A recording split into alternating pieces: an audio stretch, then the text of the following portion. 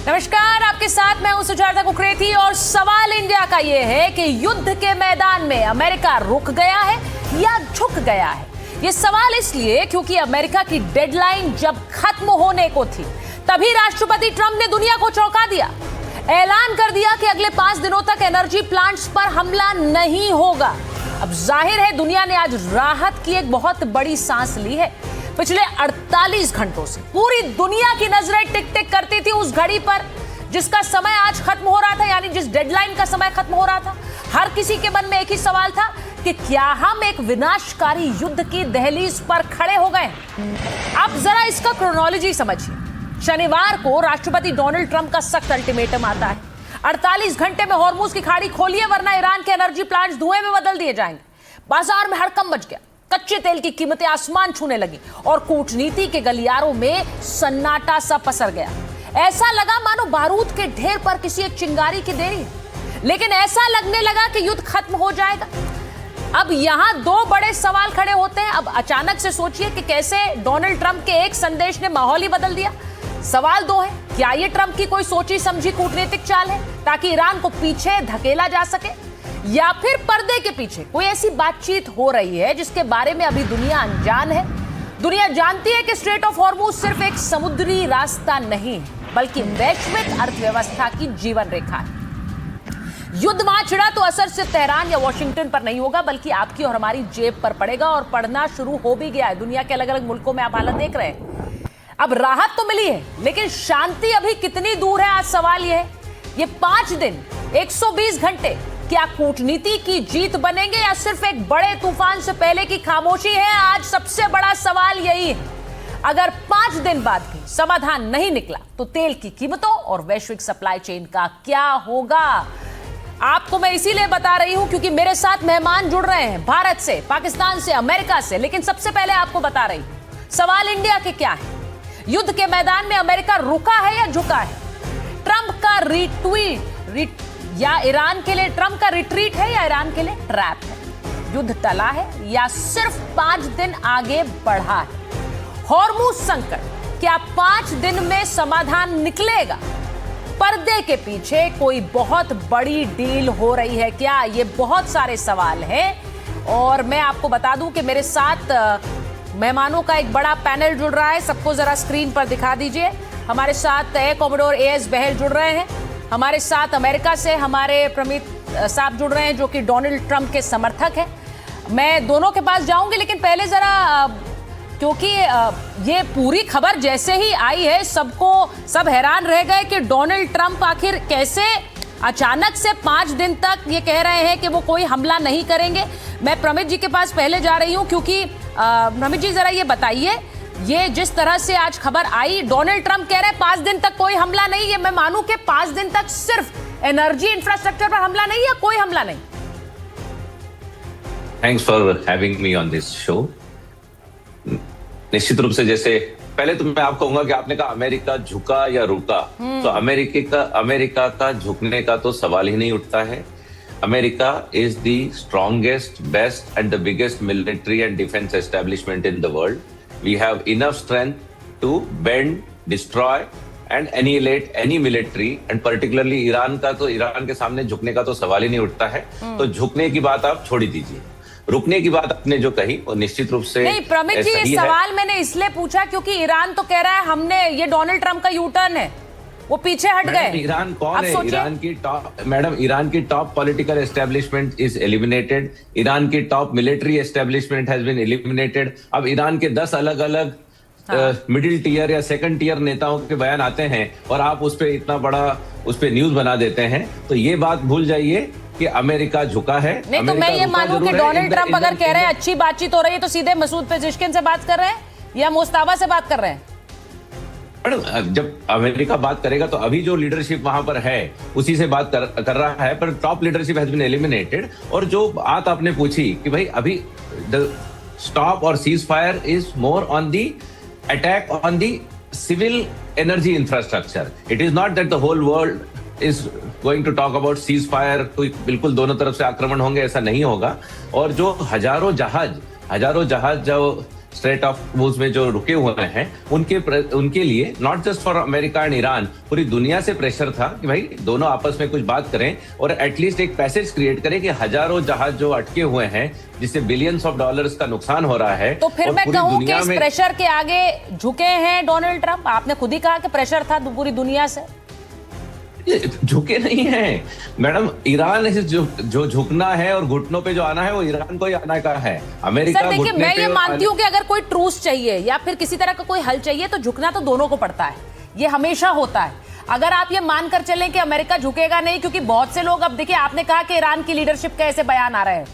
Donald Trump जो अभी तक कह रहे थे कि मैं शक्ति दिखा दूंगा, 48 घंटे का अल्टीमेटम दे रहे थे, वो अब कह रहे हैं कि बहुत अच्छी बातचीत हो रही है। Correct, madam. That's why you have to escalate to de-escalate. जब you have to hit hard for other to come down on their knees. तो ये धमकी से ही वो डर गए हैं। ईरान को पता है मैडम, आप सोचिए वहां के आवाम का क्या होगा अगर वहां पर किसी भी पावर प्लांट के ऊपर अगर आक्रमण हो जाए और पूरे ईरान में डार्क हो जाए, ब्लैकआउट हो जाए, तो पूरी ईरान की आवाम सल्तनत के अगेंस्ट में खड़ी हो जाएगी और वैसे भी होने ही वाला है। You just wait for two अच्छा, तो ये देखिए, ये जो आप बात कह रहे हैं, मैं जरा एक बार, आपने कहा you have to escalate to de-escalate, यानी कि आपको थोड़ी शक्ति दिखानी पड़ती है, फिर आप इस मामले को सुलझा सकते हैं, ये प्रमित जी मान रहे हैं। मैं एयर कॉमोडोर बहल के पास जा रही हूँ। एयर कॉमोडोर बहल, आपको लग रहा है यही हकीकत है, डोनाल्ड ट्रंप इसीलिए झुक रहे हैं क्योंकि उनके ऊपर दबाव था, या फिर आप ये जो बात अभी प्रमित जी कह रहे हैं, डोनाल्ड ट्रंप के समर्थक हैं, वो कह रहे हैं कि भाई एस्केलेट किया है तो डी एस्केलेशन होगा? देखिए, उनकी बात, उनकी जो स्टेटमेंट है कि शक्ति से ही शांति आती है, मैं इस बात को ये कहना चाहता हूं कि कार्ल वॉन क्लॉज़विट्ज़ थे, प्रशियन जनरल थे, बहुत बड़े जनरल थे। उनकी डॉक्ट्रिन पढ़ाई जाती है अमेरिका के अंदर। सबसे पहले चीज जो उन्होंने कही थी, political object is the goal and war is a means of achieving it. तो उसमें इनके ऑब्जेक्टिव्स क्या थे? रेजिम चेंज तो हुआ नहीं, 440 केजी यूरेनियम था, वो अभी तक उनके पास आया नहीं, उसके पे कब्जा नहीं हुआ, और वो किसी तीसरे देश पे, रशिया ने जब ऑफर भी किया था उस समय उन्होंने लिया नहीं, वो बड़ा अच्छा ऑफर था। और तीसरी चीज थी कि जो उनकी long range ballistic missile capability है उसको खत्म करना। लेकिन अभी तो डिगो गार्सिया पे भी 2 मिसाइल लॉन्च की गई, पहुंची नहीं पर लॉन्च तो की गई थी। तो कहीं ना कहीं ये कहना कि उनकी मिसाइल कैपेबिलिटी खत्म हो चुकी है, जबकि उनके मिसाइल्स कंटिन्यूअसली रेन कर रहे हैं, चाहे वो इजराइल है या गल्फ के रीजन के अंदर। तो जो उनके मेजर इश्यूज थे उसको तो वो अचीव नहीं कर पाए, लेकिन उसकी वजह से जो विश्व के अंदर एक तेजी आई ऑयल प्राइसेस, अगर एलपीजी, एलएनजी, चाहे फर्टिलाइजर्स या सल्फर की कमी, और इन सब चीजों की वजह से ग्लोबल फ्यूल, फूड और जो फर्टिलाइजर है, ये 3F, उसके अंदर बहुत बड़ी प्रॉब्लम आई थी। तो कहीं ना कहीं अमेरिका के अंदर भी जो गैसोलीन की प्राइसेस हैं 3.91 गैलन्स पर डॉलर्स पर गैलन है, जो कि सबसे हाईएस्ट रही है आज से कई सालों। आपने विंडो गलत बनाई, चेंज करिए। हाँ, तो इसमें मैं ये कहना चाहूंगा कि डोनाल्ड ट्रंप के ऊपर भी बहुत प्रेशर था, अंदरूनी भी प्रेशर था। नाटो की कंट्रीज उनको उस तरह से सपोर्ट नहीं दे रही थी जिस तरह से वो चाहते थे। जापान ने भी मना कर दिया था, और जापान की स्टेटमेंट क्लियर थी, जिस दिन आप ये युद्ध में सीज फायर करोगे हम माइन हंटर्स को भेज देंगे वहां पे। तो कहीं ना कहीं उनको भी एक ऑनरेबल एग्जिट चाहिए था, वो फंसे हुए थे इस युद्ध में, उनको एग्जिट चाहिए था। तो अगर ये टॉक्स होती हैं तो ये बड़ी अच्छी बात है, विश्व के लिए भी अच्छा है। वो हम ये ना कहें उनको कि उनको अगर आप कह देंगे झुक गए, मेरे हिसाब से तो झुक गए हैं, पर अगर उनको कह देंगे झुक गए तो कल फिर इंटेंस अटैक नहीं, ये बहुत बड़ी बात है। देखिए अभी प्रमित जी ने क्या कहा है, commodore, I think I am on the same page, मैं बिल्कुल आपसे सहमत हूं। क्योंकि जब आप ये कह रहे हैं, क्योंकि डोनाल्ड ट्रंप अगर ये कह रहे हैं कि 5 दिन तक कोई, मैंने डिपार्टमेंट ऑफ वॉर को कहा है कि मैं कोई हमले नहीं करेंगे एनर्जी इंफ्रास्ट्रक्चर पर, इसका मतलब सिर्फ एनर्जी इंफ्रास्ट्रक्चर है, या इसका मतलब यह है कि पूरी तरह से युद्ध को 5 दिन तक होल्ड करेंगे? इसका मतलब क्या है? मैं एक बार दीपक एम्बेसडर वोरा आपसे समझूंगी, क्या लग रहा है आपको? 5 दिन तक होल्ड करेंगे? क्योंकि अभी या आपको लगता है वो 5 दिन में कोई पीछे की मध्यस्थता होगी इस दौरान? बहुत बहुत धन्यवाद, थैंक यू वेरी मच। मैं इस समय देश की राजधानी से बहुत दूर हूँ, उम्मीद करता हूँ मेरी आवाज आप तक पहुंच रही है। Can you hear me? जी सर, बिल्कुल आ रही है। Okay, thank you very much. अभी मैं बातचीत सुन रहा था, हमारे हाल ही डेकोरेटेड एयर ऑफिसर जो है, आउटस्टैंडिंग पायलट, और बाकी हमारे जितने कॉलीग्स हैं, फर्स्ट थिंग इज कि डोनाल्ड ट्रंप साहब ने जो ट्रूथ सोशल पे किया है कि मैंने 5 दिन के लिए उसको रोक दिया है और हम बातचीत कर रहे थे और पिछले 2 दिनों में फैंटास्टिक कॉन्वर्सेशन। आपको पता है तो ईरानियन फॉरेन ऑफिस ने क्या कहा है कि डोनाल्ड ट्रंप झूठ बोल रहा है। कोई बातचीत नहीं हुई है, ना कोई हमने अग्रीमेंट किया है कि हम जो है उनके साथ किसी प्रकार का समझौता करेंगे। ये जंग अभी जारी है और ये चलती रहेगी। So whatever he has said has been denied. अब ये हो सकता है बेटा, मेरे को बहुत साल हो गए हैं डिप्लोमेसी में, कुछ देर के बाद डोनाल्ड ट्रंप साहब ये कह देंगे कि अच्छा देखो मैंने तो कोशिश की थी करने के लिए, ये नहीं मान रहे, मुझे डिफाई कर रहे हैं, अब मैं सेक्रेटरी ऑफ वॉर को कैन नॉट पोको इनको फिर से। क्यों किया होगा डोनाल्ड ट्रंप साहब ने ये 2 चीजें? अगर वो ईरानियन पब्लिक के पास पहुंच सकते हैं, अगर उनकी आवाज जाती है कि देखिए मैं तो मैन ऑफ पीस हूँ, मैं चाहता था कि सब कुछ रुक जाए, आपको बिजली रहे, आप लोग अंधेरे में ना रहे, मैं तो बड़ा अच्छा आदमी हूँ। और डोमेस्टिक ऑडियंस के लिए भी, whether our colleague from the United States agrees और not, after all Donald Trump represents दुनिया की सबसे शक्तिशाली देश, डोमेस्टिक ऑडियंस के लिए भी देखिए मैं कितना अच्छा आदमी हूँ, मैं तो हर चीज रोकने की कोशिश कर रहा था, ये ईरानियन बदमाश है, ये नहीं मान रहे हैं। ये 2 पॉसिबिलिटीज हो सकती है। बट दिस इवनिंग तक आप देखेंगे, जो मेरा तजुर्बा है अभी तक, अभी यहाँ देश की राजधानी में 6:07 हुए हैं, रात के 12 बजे तक आप देखेंगे। सर आगे क्या देखेंगे उसमें आपका फ्रेम फ्रीज हो गया, तो एक सस्पेंस आप भी छोड़कर चले गए सर कि रात को 12 बजे अब क्या होगा वो हमें नहीं पता है। एम्बेसडर बोरा क्या कहना चाह रहे थे, but what he is trying to say वो ये कहना चाह रहे हैं कि एक सस्पेंस अभी भी बना हुआ है। डोनाल्ड ट्रंप क्या कहते हैं और उसके बाद वो क्या करते हैं। मैं इस बात को आज भी, अभी तक हमने इतने शोज किए हैं और उसमें लगातार हम इस बात की चर्चा करते हैं कि डोनाल्ड ट्रंप कभी भी अपने बयान पर पलट सकते हैं। प्रमित जी यहाँ बैठे हुए हैं, लेकिन प्रमित जी हमने ये देखा है कि डोनाल्ड ट्रंप की जो वॉर स्ट्रैटेजी है, उनके अपने करीबी ये कह रहे हैं कि उनके पास कोई एग्जिट प्लान नहीं है। तो क्या ये एग्जिट प्लान का हिस्सा है कि थोड़े दिन 5 दिन युद्ध रोकने की बात कह दो, इस दौरान अगर कोई एक किसी तरह की, हम कहते हैं कि ऑलिव ब्रांच, यानी कि कुछ मिल सके जिससे हम एक मध्यस्थता कर सके और इस युद्ध पे, क्योंकि वो खुद एक बिजनेसमैन है, हमें ये भूलना नहीं चाहिए, वो खुद एक उद्योगपति है, नुकसान उनका भी व्यक्तिगत रूप से इस युद्ध से। देखिए, अगर आप उद्योगपति की बात करें तो डेफिनेटली अमेरिका में गैस प्राइसेस थोड़ी बढ़ी हुई हैं, जिससे कि American common man is getting hurt. जो 3 हफ्ते पहले जो $2.5 पर गैलन का गैस मिलता था, जो इंडिया में पेट्रोल कहते हैं, यहाँ गैस कहते हैं, वो अब ऑलमोस्ट $4 पे आ गई और डीजल $5 पर गैलन से ऊपर हो गया। तो America is also getting hurt because this will also raise the inflation. But आप ये कहें फिर से कि भाई ट्रम्प साहब क्या कहते हैं उसका कोई भरोसा नहीं है, आज ये कह रहे हैं वो कल, he is getting the intelligence report every hour and diplomacy says that you have to change your stance based on your military intelligence that gives you input। अगर आज आपने उस पे 48 घंटे का उसको अल्टीमेटम दिया और 24 घंटे बाद अगर आपके पास ऐसी इनपुट्स आ रहे हैं कि सर इससे वो डर गए हैं and they are coming back to us and negotiating with us, obviously any sensible person, and America तो सेंसिबल देश है ही जिसपे आपको किसी प्रकार से कोई शक होना ही नहीं चाहिए। We want world order to be in a very safe hands and in a democratic framework. जब अमेरिका बात करता है तो पूरी दुनिया का सोच की बात करता है। इस्लामिक जिहादी टेररिज्म को खत्म करने के लिए अमेरिका ने जो बेहतरीन कदम उठाया है ईरान के मिलिट्री एस्टेब्लिशमेंट को खत्म करने का, और अगर आप बोले कि अगर उनके पास 100% एस्टेब्लिशमेंट है तो 80% एस्टेब्लिशमेंट 3 हफ्ते में खत्म हो चुके हैं। The whole world need to say thank you to America for that rather than just creating a narrative कि भाई प्रेसिडेंट ट्रम्प झुक गए हैं, अमेरिका झुक गया। नहीं, ये नैरेटिव नहीं है सर। एक मिनट, आप ये कह रहे हैं the whole world needs to say thank you to Trump. अब मुझे नहीं पता कितने लोग इस पैनल पर आपसे सहमत होंगे। मैडम, जो अगर आप शॉर्ट टर्म की बात करें तो बात अलग है, लेकिन आप अगर लॉन्ग टर्म पूरी दुनिया की बात करें तो ये निश्चित रूप से बेहतर है कि इस्लामिक जिहादी टेररिज्म की जो रिजीम थी उसको एक तरह से बहुत जबरदस्त आघात हुआ है, जबरदस्त हर्ट हुआ है और उनकी कैपेबिलिटी ऑलमोस्ट 80% रिड्यूस हो गई। मैं एक बार पूछना चाह रही हूँ आरजू जी, ये इस्लामिक जिहादी रेजिम को की कमर तोड़ दी है, वो कह रहे हैं इसके लिए एक थैंक यू होना चाहिए डोनाल्ड ट्रंप को, क्योंकि डोनाल्ड ट्रंप ने ये किया है और इसीलिए अब न सिर्फ ये किया है, अब इसके बाद पूरी दुनिया उन्हें थैंक यू बोलेगी और अब युद्ध भी रोकने की कगार पर है। नहीं, मुझे नहीं लगता कि पूरी दुनिया थैंक यू आएगा डोनाल्ड ट्रंप जी। नहीं, पाकिस्तान से कोई थैंक यू नहीं आएगा और कहीं से भी कोई थैंक यू नहीं आएगा, इसलिए कि डोनाल्ड ट्रंप को ये राइट किसी ने नहीं दिया है कि चाहे जैसे मर्जी रेजिम चल रही हो वो जाकर वहाँ पर उनके लीडर्स को या वहाँ पर किसी की जान लें। जहाँ तक रिजीम चेंज का है तो ये तो अफगानिस्तान भी गए थे डोनाल्ड ट्रंप और अमेरिकन, तो वहाँ पर भी 20 साल रहे, कुछ भी नहीं बदला और उसके बाद अपने हथियार छोड़कर वहाँ से चले गए। तो वहाँ पर अभी भी इन्हीं के वेपन्स जो है वो इस्तेमाल हो रहे हैं। तो यहाँ पर भी इसी तरीके से अगर ऐसा होता तो ईरान की जो पब्लिक है वो बाहर आई होती, लेकिन इस वक्त जो ईरान की पब्लिक बाहर आ रही है वो अपनी गवर्नमेंट के फेवर में आ रही है। डोनाल्ड ट्रंप ने जो किया, चाहे वो जिसके लिए भी किया हो, लेकिन उन्होंने ऑयल के लिए किया। उन्होंने हरगिज़, उनको कोई इंटरेस्ट नहीं है कि वहाँ पर लोग आराम से रहें या अपनी मर्जी की ज़िंदगी जिएं।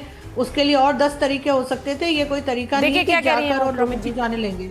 वो कह रही है कि ऑयल के लिए किया है, इसके लिए नहीं है कि उनके लोगों की परवाह है। Oil could be one reason but that is not the main reason. और मैं सभी पैनलिस्ट को देख, नॉट सभी but most of the panellist उसको केवल ऑयल एंड पेट्रो डॉलर से जोड़ते हैं। Madam, American president has the biggest interest to keep America safe. Sir एक चीज प्रमित जी मुझे बताइए, जो सबसे बड़ा आतंकवादी जिसने अमेरिका पर हमला किया 9/11 का, वो तो पाकिस्तान में पाया गया था।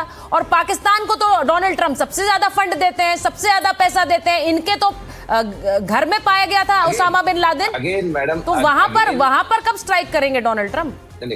मैडम, अगेन अमेरिका के इंटरेस्ट में अगर पाकिस्तान का सेनाध्यक्ष, पाकिस्तान का राष्ट्रपति, पाकिस्तान का प्रधानमंत्री अगर व्हाइट हाउस में आके बुद्धम शरणम गच्छामि हो जाता है और कहते हैं कि साहब हम आपकी बात सुनेंगे, तो why we need to attack them, why we have to attack. आप ये कह रहे हैं, इनके डिप्लोमेट तो कह रहे हैं कि अमेरिका हम पर हमला करेगा तो हम तो जवाब कैसे देंगे, हम बम गिरा देंगे भारत में। मैडम, एक रिटायर्ड एम्बेसडर की बात पे आप पूरी दुनिया में हंगामा मचाए हुए हैं। मैं ये नहीं कह रही हूँ। पाकिस्तान की टॉप लीडरशिप कहे तो फिर आप हमारा समय, आपका और हमारा समय उस पर डिस्कस करने में कुछ उसका नहीं। सर आप इस बयान को हल्के में नहीं ले सकते, मैं ये कह रही हूँ प्रमित जी। क्या ये हल्के में लिया जा सकता है? क्योंकि ये दिखाता है कि एक राजनयिक और आतंकवादी का भाषा एक है।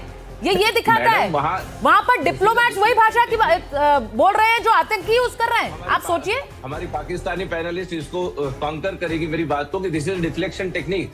पाकिस्तान में जो जिस प्रकार की समस्याएं हैं, अभी वहां पर गैस प्राइसेस भी बढ़ी हुई है, सिलेंडर नहीं मिल रहे हैं, हाँ। वहां पर बड़ा सा उनका लोन इतना ज्यादा है, तो वहां पर बड़े कैओटिक सिचुएशन है। उस कैओटिक सिचुएशन को डिफ्लेक्ट करने के लिए इस तरह से बयान दिए जाते हैं कि अगर पाकिस्तान पे अगर अमेरिका हमला करे, वो ऐसे होने वाला है नहीं, पर अगर हुआ तो हम इंडिया पर अटैक कर देंगे, न्यूक्लियर अटैक कर देंगे, and the whole India is talking about it. This is purely a deflection technique कि वहां की sir, why will India not talk about it? Pramit ji, Bharat इसके बारे में क्यों नहीं बात करे? क्योंकि एक मुल्क जो कि अपने आतंकवाद के लिए जाना जाता है, जब वो इस तरह के बयान देगा, और कोई ऐसा नहीं है कि कोई राह चलता बोल रहा है, वो डिप्लोमेट रह चुके हैं और भारत में रह चुके हैं, और वो पाकिस्तान ने उन्हें भारत में डिप्लोमेट के रूप में भेजा, और वो ये इस तरह का बयान दे रहे हैं, और आप कह रहे हैं कि the whole country is talking about it. बिल्कुल हम बात करेंगे, क्योंकि हम ये उजागर करेंगे दुनिया के सामने कि ये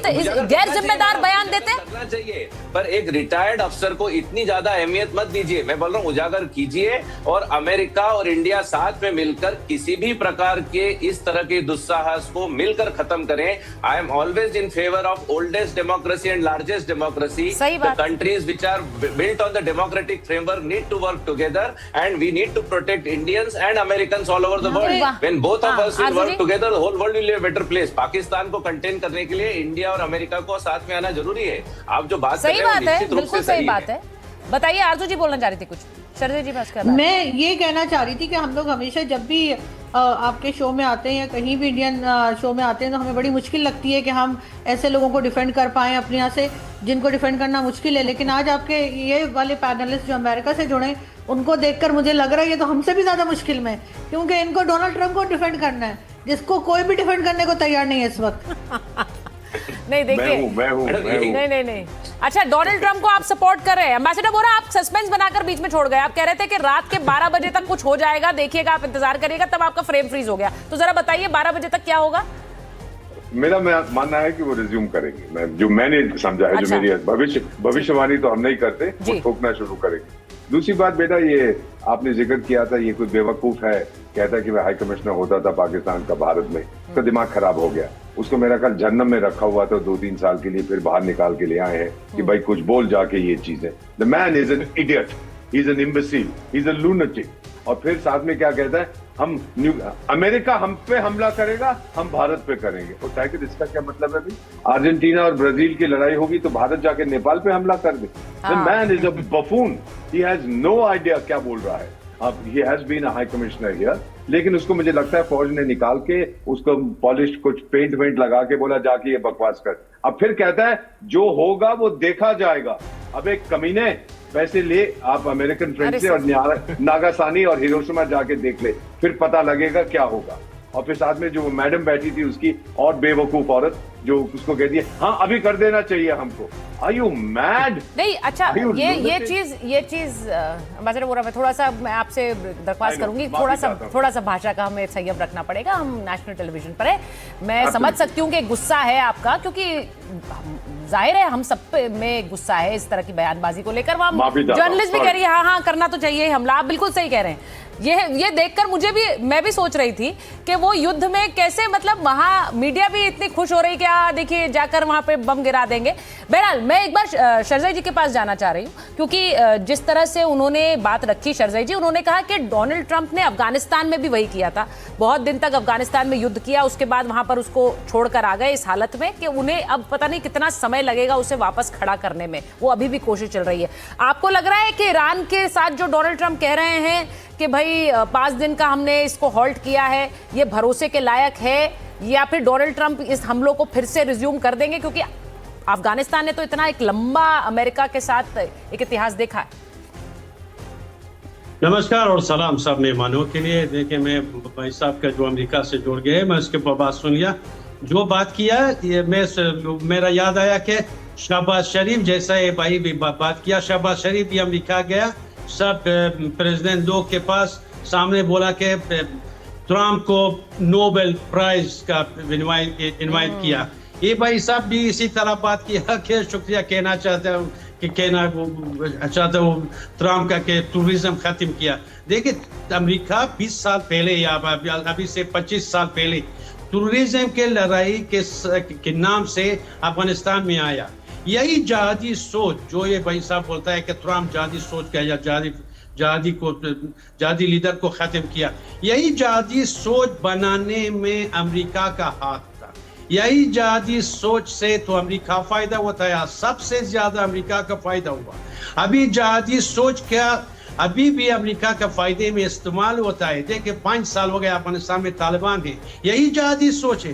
हर हफ्ता अमेरिका $40 मिलियन यही जाति सोच को बेचता है। यही जाति सोच जो अफगानिस्तान लोग के साथ करता है, यही अमेरिका खामोश देख रहा है। यही जाति सोच को या उसी टूरिज्म जो बोला कहता किया कि मैं टूरिज्म के साथ मैं लड़ाई करता हूँ, वही टूरिज्म लड़ाई के बहाने वापस अफगानिस्तान वही टूरिज्म का हवाले किया और वही टूरिज्म का सपोर्ट किया। वही जाति सोच अभी जो ये 5 दिन बोला है ट्रम्प, मैं सोचता हूँ कि यही जहादी सोच उसी ईरान में, यही मुल्ला लोग है, यही आखोंद है, यही आखोंद, यही जहादी सोच, वही मुल्ला ईरान में अभी जो एक दूसरे के बहुत धमकी दिया। ये धमकी के साथ साथ और जो नेटो कंट्री था अभी अमेरिका का सपोर्ट में आया, यही हिसाब से मैं सोचता हूँ कि पर्दे के पीछे आखोंद या मुल्ला और अमेरिका के साथ समझौता हो गया।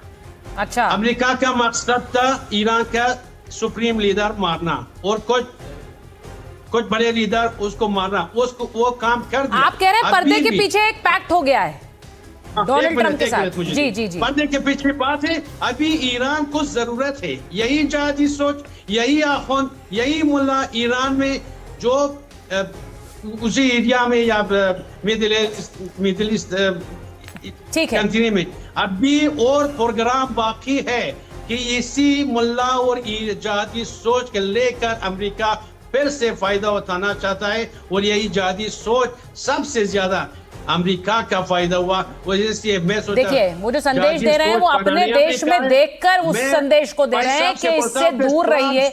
ईरान के लोगों को भी एक संदेश दे रहे हैं वो अफगानिस्तान से, वो ये कह रहे हैं कि अगर इस सोच के साथ आप रहे और इस कट्टर सोच के साथ रहे तो उसका फायदा अमेरिका उठाएगा और वो उसी बहाने से एक तरह से हमला करेगा। जबकि प्रमित जी कह रहे हैं कि ये इंपॉर्टेंट था, ये पूरी दुनिया के लिए जरूरी था। मैं एक बार बड़ी खबर बताऊं कि ट्रंप के 5 दिन ईरानी पावर प्लांट पर हमले रोकने के ऐलान के साथ साथ ईरान के साथ अच्छी बातचीत के दावों के बीच ईरान के विदेश मंत्रालय ने आधिकारिक तौर पर, जी हां, आधिकारिक तौर पर स्पष्ट किया है कि अमेरिका के साथ किसी भी स्तर पर बातचीत नहीं चल रही है। अब ईरान ने ये सीधे सीधे ऑफिशियल सोर्स सामने आ गया है, ऑफिशियली ये कह दिया, औपचारिक रूप से कह दिया बातचीत नहीं है। तेहरान ने अमेरिकी राष्ट्रपति के हालिया बयानों को एक रणनीतिक चाल कहा है, जिसका मकसद केवल अंतर्राष्ट्रीय बाजार में ऊर्जा की कीमतों को काबू में रखना और अपनी सैन्य योजनाओं के लिए समय जुटाना है। तो ये बहुत बड़ी खबर है। ईरान क्या कह रहा है? ईरान कह रहा है कि ये समय सिर्फ वो अपनी सैन्य योजनाओं को अमली जामा पहनाने के लिए इस्तेमाल कर रहा है, और इसलिए भी कि जो ऊर्जा कीमतें हैं उनको काबू में रखा जा सके अंतर्राष्ट्रीय बाजार में, और कुछ नहीं है, क्योंकि हमसे तो कोई बातचीत की नहीं। अब ईरान का ये सीधा दावा है। इसका मतलब क्या है? ईरान से कोई बातचीत नहीं हुई है। अब ये देख लीजिए प्रमित जी, आप सुन रहे हैं। मैं एक बार एयर कॉमोडोर बहल के पास जाऊंगी। पहले एयर कॉमोडोर बहल, वो कह रहे कोई बातचीत नहीं है, सिर्फ इंटरनेशनल मार्केट को थोड़ा सा स्टेबलाइज करना और अपनी तैयारियों को समय देना, ये कर रहा है अमेरिका। देखिए, एक चीज मैं कहना चाहूंगा, और मेरे साथ सबसे बड़े डिप्लोमेट भारत के बैठे हुए हैं, एक्स डिप्लोमेट, तो मैं ये कहना चाहूंगा कि बैकडोर डिप्लोमेसी हमेशा चलती रहती है। युद्ध चल रहे होंगे, बैकडोर डिप्लोमेसी चलती रहती है, और हो सकता है ओमान कर रहा हो, टर्की कर रहा हो, ये भी हो सकता है कि दूसरे यूरोपियन देश कर रहे हो। तो कहीं ना कहीं ये जो बैकडोर डिप्लोमेसी है, उसमें कहीं बेसिक्स के ऊपर एग्रीमेंट होते देख रहे हो। लेकिन जो ईरान कह रहा है उसमें भी बहुत बड़ी बात है। उन्होंने जब बात पिछली बार चल रही थी जून के अंदर, आपको याद होगा, हमले के बाद सीजफायर हुआ, तो उसके बाद 8 महीने के बाद अमेरिका ने फिर अटैक कर दिया और उनके जो सुप्रीम लीडर है उनको भी मार दिया, कई टॉप लीडर्स को मार दिया। तो कहीं और कितनी तबाही मचा दी है। अब ईरान को यह लगता है कि कहीं ना कहीं, अगर मैं तो पहले से ही तैयार था कि न्यूक्लियर जो वेपन्स हैं उसको मैं डेवलप नहीं करूंगा, एनरिचमेंट को मैं रिड्यूस कर दूंगा, उसके लिए तो वो पहले से ही तैयार था अमेरिका के हमले से। तो अब वो ये कह रहा है मुझे कोई इंटरनेशनल बॉडी या कोई इंटरनेशनल एजेंसी वो ये कहे कि इस सीज फायर के बाद दोबारा अमेरिका या इजराइल हमारे ऊपर हमला नहीं करेंगे। उनका एक ही डर है कि जब भी अमेरिका रोकता है उसके बाद पावरफुल बनाता है इजराइल को भी और अपने आप को भी रिप्लेनिश करता है वेपन सिस्टम से। मैं एक बार बता दूं, कॉमोडोर बहल, मैं एक बार बताऊं, ईरान से हमारे साथ नौशाद आबिद रजा साहब जुड़ गए हैं। मैं उनके पास जाना चाहती हूं, क्योंकि रजा साहब, ये डोनाल्ड ट्रंप ने जो कहा है 5 दिन तक कोई भी एनर्जी इंफ्रास्ट्रक्चर पर कोई हमला नहीं होगा, तो इसको कैसे देखा जाए? कोई बातचीत चल रही है ईरान और अमेरिका के बीच? देखिए, पहले उन्होंने सबसे पहले तो आदाब अर्ज करता हूँ सबकी खिदमत में जो यहाँ मौजूद हैं और अपने तमाम दर्शकों की खिदमत में। देखिए, ट्रंप ने ट्वीट किया था कल के 48 घंटे के अंदर अगर स्ट्रेट ऑफ हॉर्मुज़ को नहीं खोलता है ईरान तो हम ये कर देंगे वो कर देंगे, यानी तमाम पावर प्लांट्स को हम उड़ा देंगे। और उसके बाद जो है ईरान ने फौरन ये जवाब दिया कि अगर आप ऐसा करते हैं तो हम भी रिटेलिएट करेंगे और हम स्ट्रेट ऑफ हॉर्मुज़ के अंदर उस वक्त तक उसको हम खोलेंगे नहीं। अभी तो हमने सिर्फ और सिर्फ उसको कंट्रोल किया, अभी बंद नहीं किया ऑफिशियली, फिर हम बंद कर देंगे और उस वक्त तक नहीं खोलेंगे कि जब तक तमाम हमारे पावर प्लांट्स उनको रिकंस्ट्रक्ट नहीं कर लिया जाता है। नहीं, तो मैं इसको धमकी मानूं रजा साहब? उसने बातें कही ईरान ने जवाब में, जिसकी वजह से अब देखने में आ रहा है कि 24 घंटे नहीं गुजरे थे कि ट्रंप की हालत खराब है और उसकी वजह से वो इज्जत के साथ इस हादसे से निकलकर बचना चाहते हैं और बचकर निकलना चाहते हैं। इसकी वजह से उन्होंने ये ट्वीट किया है कि अब हम 5 दिन के लिए इसको एक्सटेंड कर लें और हमारी नहीं, पर वो तो लिख रहे हैं हमारी बहुत अच्छी बातचीत हो रही है ईरान के साथ। वो जब ये कह रहे हैं अच्छी बातचीत हो रही है ईरान के साथ, तो किसके साथ बातचीत हो रही होगी? ये ट्रंप के दावे हैं कि हमारी बातचीत चल रही है, ठीक है, लेकिन हकीकत ये है कि ईरान ने इसको आकर डिनाई किया है साफ। ईरान ने कहा हमारी कोई ऐसी बातचीत नहीं चल रही है और इससे ट्रंप का झूठ जो मुसलसल वो बोलता रहता है उसको भी एक्सपोज कर दिया ईरान ने कि हमारी कोई, हम किसी तरह के इस तरह के नेगोशिएशंस के मूड में नहीं अमेरिका के साथ, क्योंकि हम मुसलसल 20 साल से नेगोशिएशन चल रहा था हमारा और उसके बीच उन्होंने अटैक किया और दूसरी बार भी यही किया। तो अब हम धोखा नहीं खाने वाले हैं, हम उस वक्त तक रिटेलिएट करते रहेंगे जब तक कि अमेरिका और इजराइल को इस रीजन से निकाल कर बाहर नहीं कर देते, अमेरिका की बेसिस को यहाँ से खत्म नहीं कर देते, अमेरिका की जो हेजमोनी है इधर उसको हम खत्म नहीं कर देते, तब तक हमारा रिटेलिएशन जारी रहेगा। तो साफ साफ ईरान ने अपना स्टैंड वाजे कर दिया है कि कोई इस तरह की बात नहीं चल रही है और उससे डर कर ये ट्रंप ने ट्वीट किया है। डर कि कर हम ट्रंप इस तरह ने का काम ट्वीट नहीं- किया है क्योंकि ईरान ने कह दिया प्रमित जी डोनाल्ड ट्रंप डरे हुए हैं, सीधे ईरान से आपके लिए जवाब आ रहा है कि डोनाल्ड ट्रंप डरे हुए हैं, उन्हें पता है एनर्जी इंफ्रास्ट्रक्चर पर हमला होगा, उनके लिए नुकसान होगा, उनके पास कोई चारा नहीं है। मैडम, युद्ध के समय में हंसना नहीं चाहिए, मुस्कुराना नहीं चाहिए। Whole world is in a troublesome situation, but इस तरह से कहना कि ट्रम्प डरे हुए हैं, अमेरिका डरा हुआ है, so let the Iranian people know that America में जो इंटरनल मेनलैंड अमेरिका में लाइफ बहुत ही सुचारू रूप से चल रही है।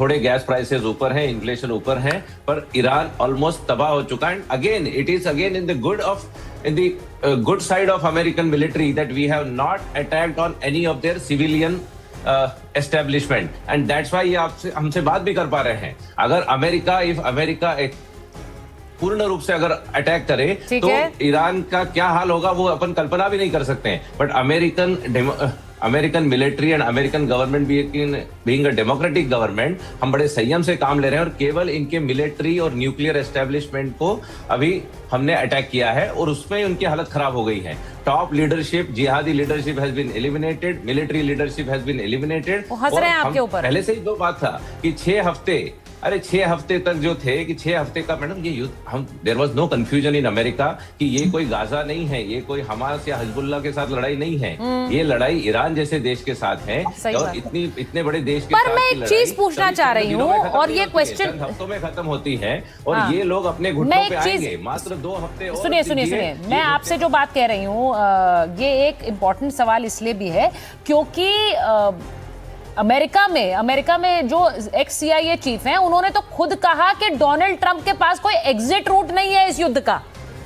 पेनेटा का बयान आया है, उन्होंने कहा कि इन्होंने युद्ध तो शुरू कर दिया लेकिन इनके पास इससे निकलने के लिए कोई रास्ता नहीं है।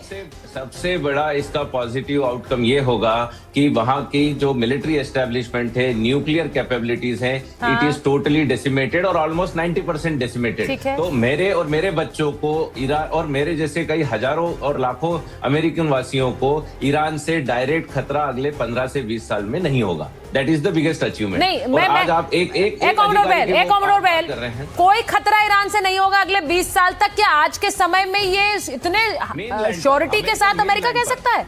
सर, अभी थोड़े दिन पहले खबर आई थी कि कैसे अमेरिका के पास संदिग्ध ड्रोन्स देखे गए अमेरिका में। मैं आपको सिर्फ एक तस्वीर खींचने की कोशिश कर रही हूँ। ये भी खबर आई कि इनके पास ऐसी मिसाइल्स हैं जो यूरोप तक मार कर सकती हैं क्योंकि इन्होंने एक ऐसा हमला किया। इसी के साथ साथ ये लगातार खबरें आ रही हैं कि क्या इन्हें किसी तरह का कोई वेपन या हथियार दूसरे मुल्कों से, दूसरे सुपर पावर से मिल रहा है। इन सब के बीच क्या कोई ये कह सकता है कि 20 साल तक कुछ नहीं हो सकता अमेरिका का, या कोई हमला नहीं कर सकते हैं ये?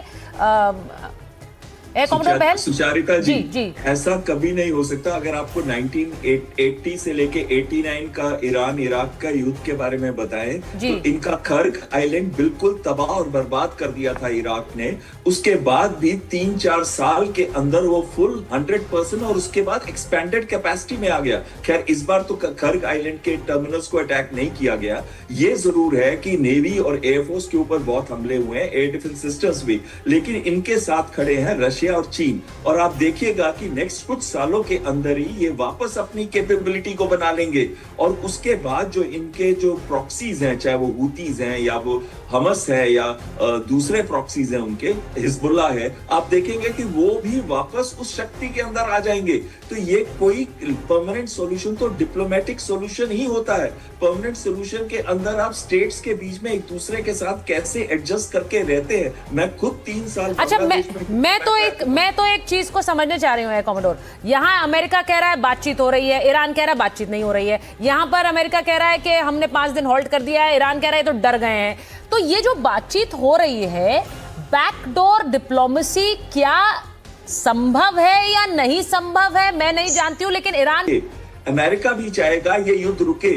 और सर मैं रजा साहब से पूछ लेती हूँ एक बार। रजा साहब, आप नहीं चाहते ये युद्ध रुके? ईरान चाहता है ना ये युद्ध रुके? तो अगर डोनाल्ड ट्रंप इस तरह की कोई पहल कर रहा है तो आपको स्वागत करना चाहिए, आपको बोलना चाहिए अच्छी बात है। आप तो उल्टा ऐसे बयान दे रहे हैं कि और भड़का रहे हैं उन्हें। दुनिया में जितने लोग हैं, जितने भी मुल्क हैं, कोई भी युद्ध नहीं चाहता है, जंग नहीं चाहता है। सही बात। साहिल लुधियानी साहब का जंग क्या मसलों का हल देगी, जंग तो खुद ही एक मसला है। ये तो अपनी जगह फैक्ट है। यहाँ पर जो हम मुसलसल पूरी हिस्ट्री में देखते आए हैं, जो जंग कर रहा है और जंग चाहता है वो है अमेरिका। आप पूरी तारीख अमेरिका की उठा के देख, उसने हमेशा दूसरों पर अटैक किया है, बेगुनाहों का खून बहाया। इराक में उन्होंने क्या किया, अफगानिस्तान में उन्होंने क्या किया, लीबिया में क्या किया, हिरोशिमा और नागासाकी में क्या किया। पूरी तारीख उनकी खून से भरी हुई है। और अब ईरान में क्या कर रहे हैं भाई? ईरान तो मुज़ाकरात कर रहा था, ईरान तो नेगोशिएशंस उसके जारी थे और 20 साल से जारी थे। और यही वजह है कि उन्होंने नेगोशिएशंस के दरमियान अमेरिका ने अटैक किया है। नेगोशिएशंस जो ओमान के फॉरेन मिनिस्टर हैं, उन्होंने कहा था बहुत अच्छे मरहले पर पहुंच चुके थे।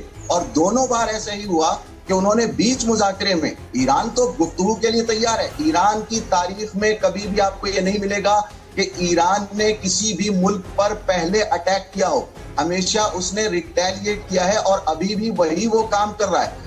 अमेरिका ने आकर वहां यहाँ की सबसे बड़ी लीडरशिप को, सुप्रीम लीडर को, जो यहाँ के बहुत ही प्यारे लीडर थे और पूरी ईरान की जनता उनके लिए जान छिड़कती थी, उसको शहीद किया, जनरल्स को शहीद किया। मीनाब के स्कूल में 165-70 बच्चों को, छोटे छोटे बच्चे जो 5-7 साल की उम्र के थे, छोटे छोटे बच्चे थे, स्कूल गए थे, उनको खत्म कर दिया। ये सारे हालात किसने बनाए? आप इससे समझें कि वॉर कौन चाहता है, दुनिया में अशांति कौन सर, चाहता है? अब वॉर तो हुई है, अब उसको खत्म करना है। कैसे होगी खत्म, मेरा सवाल ये है। अगर आप भी वहीं अड़े रहेंगे और वो अगर पहल कर रहे हैं, तो क्या इसके लिए आपको भी आगे नहीं आना चाहिए, इस बनिस्बत के आप ऐसे बयान दे रहे हैं कि ये भड़का रहे हैं? और मैं तो ये सवाल पूछ रही हूँ। नहीं, भड़काने वाले कोई बयान ईरान नहीं दे रहा है। ईरान ने यह कहा है कि चूंकि आपने 2 बार हमारे साथ ऐसा किया है कि हम आपसे बात कर रहे थे और आपने हमारे ऊपर अचानक अटैक किया है, तो अब हम साफ साफ, जो अराक्ची साहब ने कहा और यहाँ के ऑफिशियल्स जो ट्वीट कर रहे हैं और बयान दे रहे हैं, मुसलसल वो ये कह रहे हैं कि ये जंग, रिटेलिएशन उस वक्त तक जारी रहेगा जब तक कि हम इस नतीजे पर न पहुंच जाएं और इस बात तक न पहुंच जाएं कि अब अमेरिका और इस्राइल कभी वॉर स्टार्ट नहीं करेंगे। यानी उन्होंने साफ साफ लिखा है कि हम, साफ साफ कहा है कि हम सीज फायर इस बार नहीं चाहते हैं, हम complete end of the war चाहते हैं, complete end of the war. यानी आइंदा हम कैसे यकीन करें कि जो अमेरिका हमें इस्राइल और अमेरिका 2 बार धोखे दे चुका है, क्या गारंटी है कि अभी हम वॉर रोक दें तो इसके बाद फिर वो वॉर स्टार्ट नहीं करेंगे, वॉर फिर से स्टार्ट करेंगे? ये एक धोखा है, ये एक तरह का माया जाल है जिसके चलते ये आप युद्ध रोकने नहीं, अपनी तैयारी के लिए इसको इस्तेमाल कर रहे हैं। प्रमित जी, नहीं, अगर ये लोग death to America and we will wipe out Israel from the face of the earth, इस तरह की बातें करना बंद करे, और न बातें नहीं, उसके पीछे की जो प्लानिंग है उसको भी बंद करे, और उसके प्लानिंग के साथ साथ जो एग्जीक्यूशन है उसको अगर बंद करे, और ये पूरे अमेरिका और पूरे विश्व समुदाय को विश्वास हो जाए कि इन्होंने सही मायने में बंद किया है, तो युद्ध जरूर रुकेगा। भाई, America doesn't want war, Israel doesn't want war, जैसे India doesn't want war, most of the democratically elected government doesn't want wars. आज अमेरिका में भी वॉर का विरोध हो रहा है, बट ये जो इस तरह की रजीम है, जब आप डेथ टू अमेरिका की बात करते हैं, इजराइल को खत्म करने की बात करते हैं, पूरी दुनिया में केवल इस्लाम का शासन हो, इस तरह की बात करते हैं। मैं ये नहीं कहता हूँ कि हर मुस्लिम व्यक्ति खराब है, मेरे भी कई मुस्लिम दोस्त बड़े अच्छे हैं और जिनके साथ मैं बड़ी अच्छाई से रहता हूं, पर जिस तरह से आप एक्सट्रीमिज्म की बात करते हैं, जिहादी फंडामेंटलिस्ट एक्सट्रीमिज्म की बात करते हैं, उससे पूरी दुनिया को खतरा है, और उसके लिए अमेरिका जैसी सशक्त मिलिट्री चाहिए जो बातों से नहीं। देखिए, ये बात सब लोग जानते हैं कि अमेरिका सुपर पावर है, दुनिया की सबसे शक्तिशाली देश है, उसको ऐसे हरा पाना, ये हम कह सकते हैं ईरान खड़ा है, लेकिन ईरान वाकई जिस तरह से उसने पिछले कुछ दिनों में दिखा दिया है कि डोनाल्ड ट्रंप को वो जवाब दे सकता है, अमेरिका को जवाब दे सकता है, अपने आप में बड़ी बात है। लेकिन ये युद्ध रुक पाएगा कि नहीं? सोचिए, जैसे ही अमेरिकी राष्ट्रपति का संदेश आता है, कच्चे तेल का दाम तुरंत 11% गिर जाता है। इसका मतलब ये है कि ये बाजार के लिए अच्छी खबर है, लेकिन इसी के साथ साथ ये खबर स्थायी है या इसमें अभी भी बहुत सारे प्रश्न चिन्ह हैं, ये आने वाला समय बताएगा। बहुत बहुत धन्यवाद आप सबका। Hello, Moto. Motorola, India's leading AI smartphone brand. Motorola Signature, India's #1 camera phone. Grab Motorola Signature today.